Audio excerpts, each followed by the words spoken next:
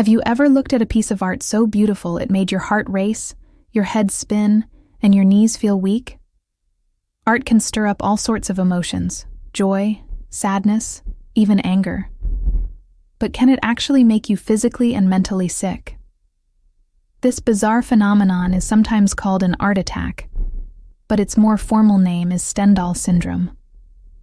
Today, we're diving deep into this fascinating condition, exploring what it is, who it affects, and why something so beautiful can feel so overwhelming. So, what exactly is Stendhal syndrome? Imagine you're standing in a gallery, surrounded by masterpieces. Suddenly, you're hit with a wave of intense physical and mental symptoms. That's Stendhal syndrome. It's considered a psychosomatic disorder, which means your powerful psychological reaction to the art actually triggers real physical symptoms. It is not just a figure of speech when someone says they were floored by a piece of art. For some, it's a literal experience. The name Stendhal comes from the 19th century French author Marie-Henri Beyle, who wrote under that pseudonym.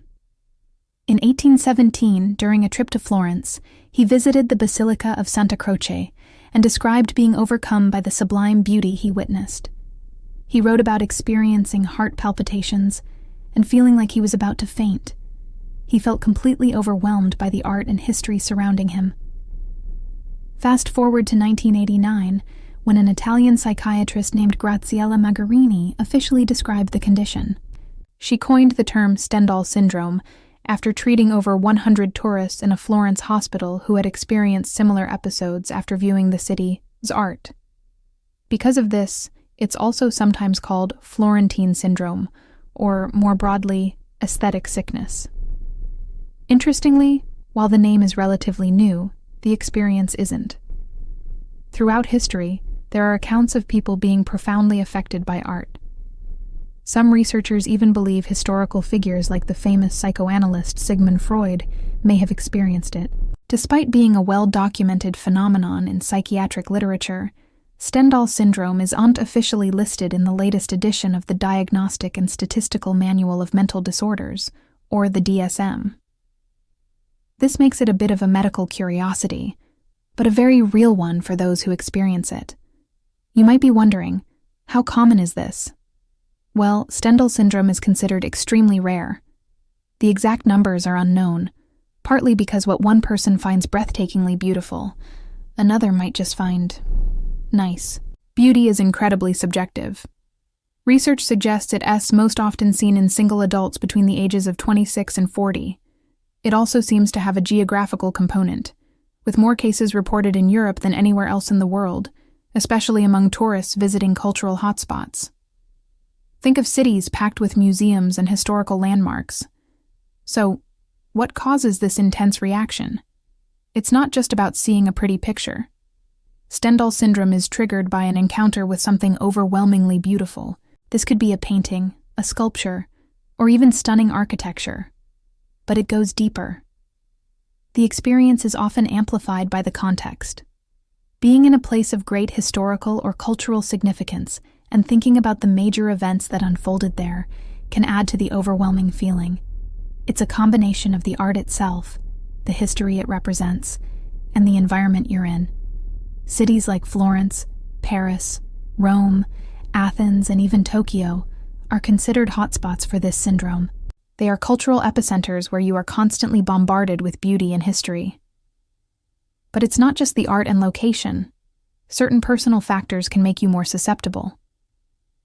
Researchers suggest that having an impressionable personality, combined with the typical stresses of travel like jet lag, lack of sleep, dehydration, or even just hunger, can create the perfect storm. Being single, very religious, or nearing the end of a long trip are also noted as potential risk factors. It's like your emotional and physical defenses are down, making you more vulnerable to being completely overwhelmed by an aesthetic experience. The symptoms of Stendhal syndrome can be quite dramatic and can appear suddenly while you're taking in a work of art. Many of them actually mimic a panic attack. You might experience a rapid heart rate, chest pains, dizziness, or even fainting. Some people report feeling confused, anxious, paranoid, or short of breath. Nausea, sweating, and hallucinations can also occur. In the most extreme cases, a person can lose consciousness. One study described the feeling as something akin to meeting all your heroes at the exact same time. A thrilling, but utterly overwhelming sensation that your mind and body simply can't process all at once. Now, you might think this sounds a lot like being moved to tears by art. Crying in response to beauty is a common and normal biological response. When we see or hear something aesthetically pleasing, be it a painting, a song, or a dramatic play, our brains go through a complex cognitive process, and for many, tears are a natural outlet for that intense emotion. Stendhal syndrome, however, is a step beyond that. It's when that emotional response spills over and triggers a full-blown physical and psychological episode. It's the difference between tearing up at a beautiful sunset and feeling like you hope we're going to pass out because of it. So what should you do if you or someone you're with starts experiencing this?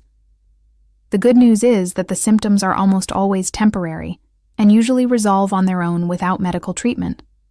The most important thing is to simply remove yourself from the overwhelming environment. Step out of the museum, find a quiet place to sit down, and take a moment to breathe. Practicing simple grounding techniques can be incredibly helpful. Try some deep, slow breathing. A simple pattern to follow is to breathe in for 4 seconds, hold for 1 second, breathe out for 6 seconds, and hold for 1 second. Repeat this cycle until you feel your heart rate slow down and your mind begin to clear. If someone faints or seems very confused, it's important to ensure they don't get injured from a fall. In those situations, it's wise to seek medical attention just to be safe. And if you've had an experience like this and are concerned, talking to a doctor can provide reassurance. They can confirm if it was likely Stendhal syndrome and rule out any other underlying conditions, like an anxiety disorder. While there's no specific cure for Stendhal syndrome, if it happens frequently, a doctor might suggest treatments for psychosomatic disorders in general, such as cognitive behavioral therapy or certain medications. If you've experienced Stendhal syndrome once, you might have a greater chance of it happening again, especially when you're faced with another powerful piece of art. So, if you're planning a trip to a city known for its art and history, a little preparation can go a long way. Make sure you're well rested, hydrated, and not skipping meals. Pacing yourself is key. Don't try to see every museum in one day. Let your travel companions know about your sensitivity so they can help you if you start to feel overwhelmed. It's important to remember that Stendhal syndrome itself isn't considered life-threatening. The main danger comes from potential injuries if you faint or become disoriented. There was one reported case in 2018 of a person having a heart attack while viewing art in Florence, but it's unclear if it was directly caused by the syndrome or other factors. More research is still needed to fully understand the long-term effects. In the end, Stendhal syndrome is a powerful reminder of the profound connection between our minds, our bodies, and the world around us. It shows that art isn't just something we passively observe, it's something we experience with our entire being. It's a rare, strange, and fascinating condition where beauty becomes so intense, it's almost too much to bear. So the next time you visit a museum, take it slow, stay hydrated, and if you start to feel a bit dizzy in front of a masterpiece, you'll know exactly what might be happening. Thanks for watching. If you found this journey into the world of aesthetic sickness interesting, please give this video a thumbs up and subscribe to the channel for more deep dives into the weird and wonderful aspects of the human experience. See you next time.